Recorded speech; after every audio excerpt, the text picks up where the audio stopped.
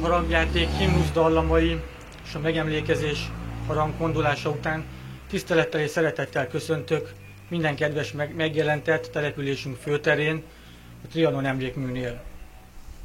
Tisztelt Hölgyeim és Uraim, kedves szervezők, kedves megjelentek! 2010. május 31-én a Magyar Országgyűlés 2010 évi 45-ös törvény elfogadásával június 4-ét a Nemzeti Összetartozás napjává nyilvánította. Június 4. A dátum az 1920-as trianoni békeszerződés aláírásának évfordulójára emlékeztet, amely kitörölhetetlen, máig feldolgozhatatlan nyomot hagyott Közép-Európa nemzeteinek tudatában, generációk óta a régió történelmének és politikai eseményének közvetlen vagy közvetett befolyásolója.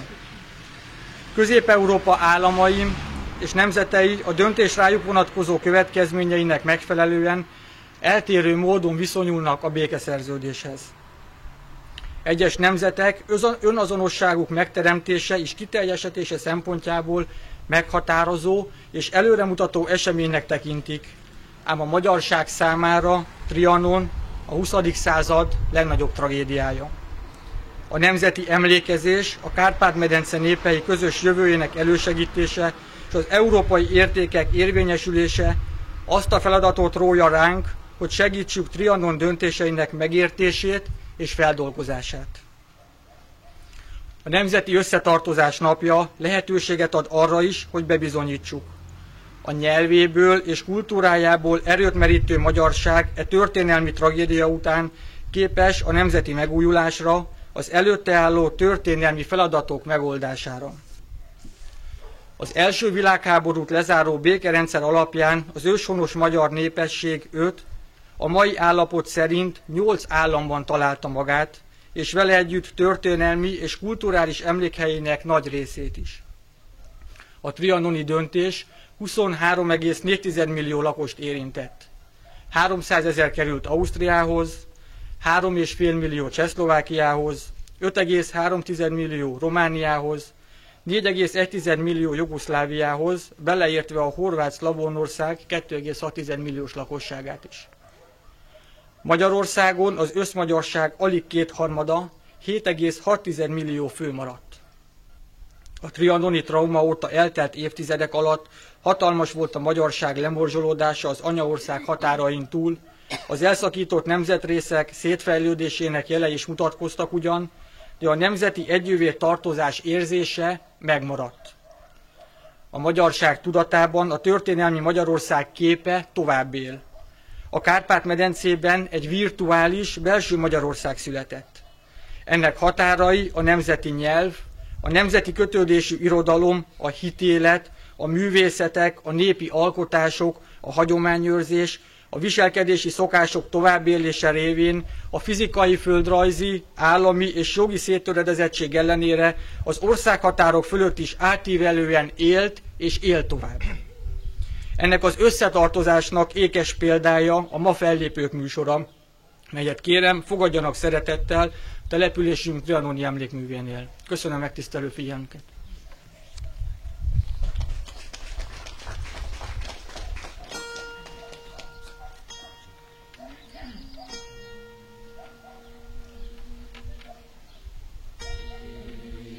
Yeah.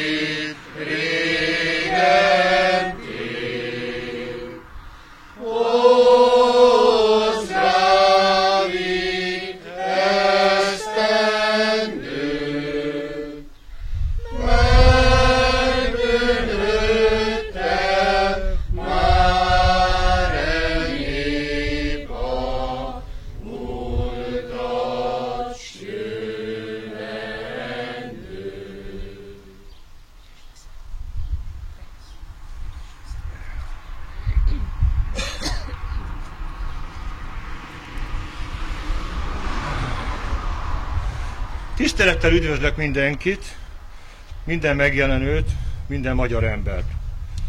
Megint eltelt egy bizonyos idő, hogy újra megemlékezzünk Magyarország nagy nemzeti tragédiájáról, Trianonról. Időnként kötelességünk felidézni az ország történelmét, hogy ne kerüljön a feledésbe, és az utókor számára tanulságként szolgáljon. Az első világháborúba belekeveredett országunkat minden ellenkezésünk ellenére és heves tiltakozásunk ellenére keserves árat fizettünk a monarchia csatlósaként. A világégés után a világ vezető urai darabokra szedték gyönyörű és gazdag országunkat. Magyarországot sújtotta a dicsőséges 130 nap, a véres kommunista diktatúra, Károly Mihály, Kun Béla nevével fémjelezve. Lakosságunk több mint a fele, termőföldünk 60%-a, vasgyártásunk 80%, ipari telepeink 50%-a idegen kézbe került. A revizionista törekvéseink nem igen sikerültek. Az Antant és a világ nagyhatalmai döntöttek a sorsunkról. Feldolgozatlan lelki trauma, szociális katasztrófa, a családok szétszakadása következtében mentális, egészségi romlás következett be, valamint tradicionális erkölcsi fellazulás keserítette az országot, és egy újabb népvándorlás kezdődött meg. Ez a szép és gazdag, tehetséges ország a történelmünk során mindig kellett valakinek. A két világháború között nagy erőfeszítések árán agráripari, konszolidált polgári országgá küzdötte fel magát. Az építészet, a művészet, az iparnak kezdtek magukhoz térni, a értékteremtő fejlődésnek indult az ország.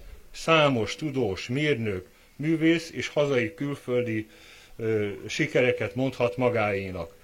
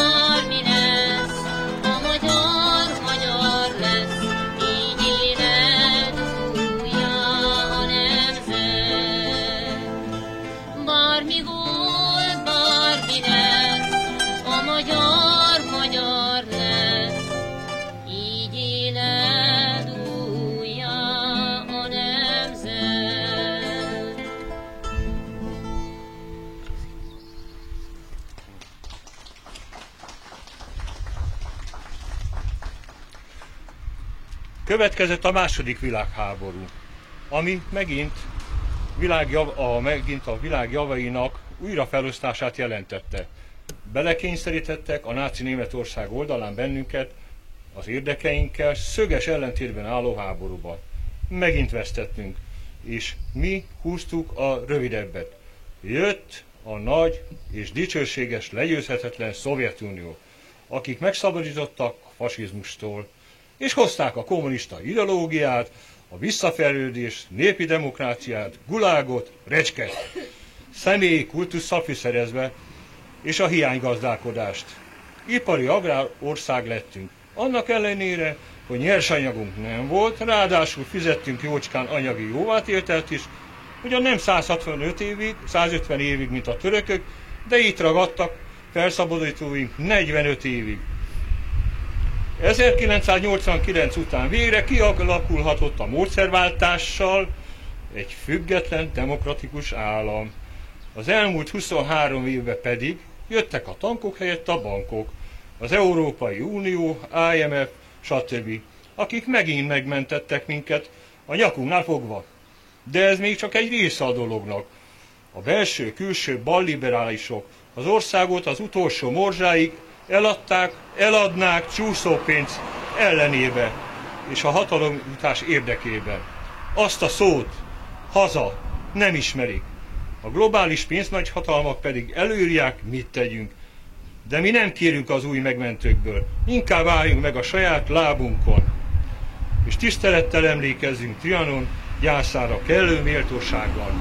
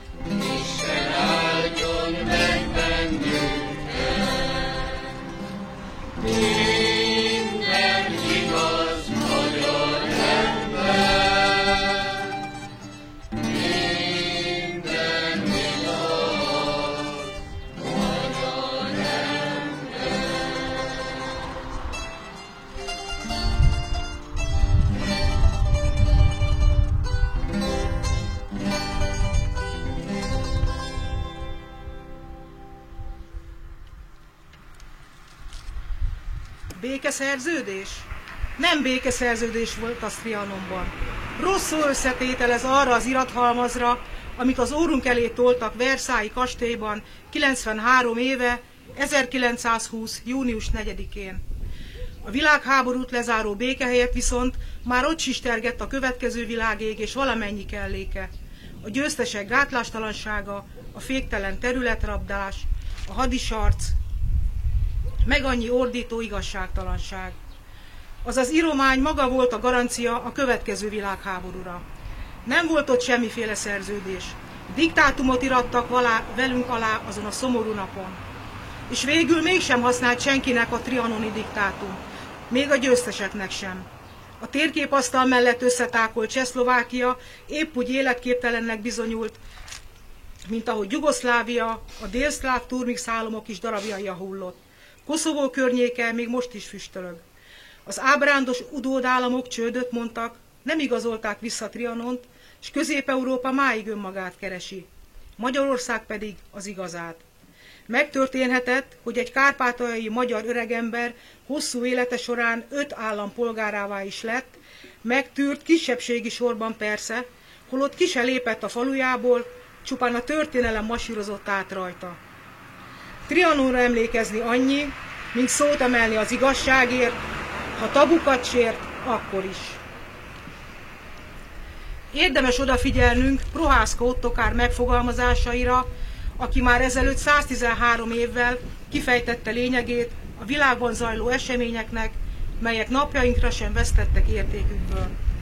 Prohászka Ottokár 1858-ban született, katolikus egyházi író, a magyar keresztény szocializmus képviselője, 1905-től haláláig 22 éven át székesfehérvári püspök, akit nemzethűség és erkölcsi tekintetben feltétel nélküli megbízhatóság jellemzett. És mit is mondott több mint 100 évvel ezelőtt? A történeti fejlődés arra mutat, hogy most is van a népek között világháború, melyet lőpor és golyók nélkül vívnak, és mégis sokan esnek el benne, mely kegyetlenebb és pusztítóbb, mint bármely ütközet. Ezen a nemzetek gazdasági harcát értjük, a hódító hadjáratot a világpiacért. A magyar népnek nem föladata a világpiac meghódításáért küzdeni, hanem saját földjének, melyet idegenek hódítanak el tőle, biztosításáért. A műveletlen népnek a földjét is elviszi a gazdasági forradalom árja. A nép műveletlensége, mondja, a nemzeti jellem jelentős hiánya, mely a modern gazdasági és szellemi élet igényeivel szemben mutatkozik. Valamint nemzeti életünk hiányosságai közt említhetjük az aktivitás hiányát, mely elsősorban, mint szellemi tunyaság jelentkezik. És ne feledjük, Prohászka Ottokár mindezt a századforduló éveiben több mint 100 évvel ezelőtt vetítette elénk.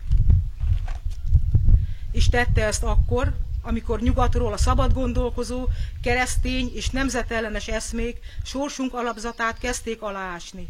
Épp ezért érezzük azt, hogy írásai örökérvényűek, mint maga a kereszténység, és hisszük, maga a magyarság is. Mintha írójuk ma élne, és nekünk üzenne a magyar Sion hegyéről. Ne feledjük, akkor még nincs Trianon. Épp ezért üzenetének aktualitása megdöbbentő. Summázva ezt azzal a kijelentésével, profétai mondatával lehetne kifejezni, mely épp a mi generációnkra összpontosítja a figyelmet. Azok a konkoly magvak, melyeket a liberális törvényhozás elhintett népünk lelkébe 100 év múlva, vagyis napjainkban fogják ellepni a magyarságot.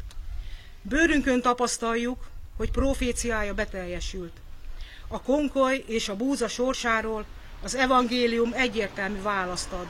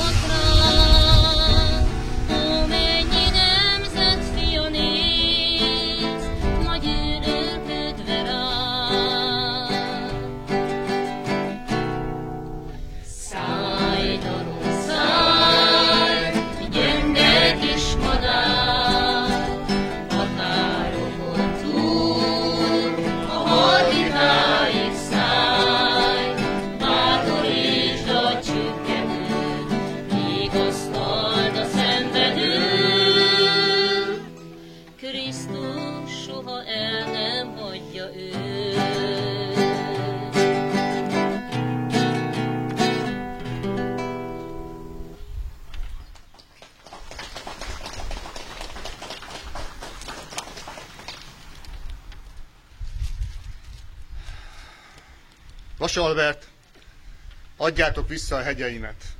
Részlet. Urak, akik a világ dolgait igazítjátok, adjátok vissza a hegyeimet. Nem mondjátok, hogy keressek magamnak máshol helyet a világban, mert nincsen ennek a világnak olyan helye, amely az enyém volna azon az egyen kívül. Nem mondjátok, hogy befogadtok ebbe vagy abba az országba, mert nincsen nekem azokban az országokban semmi keresnivalóm.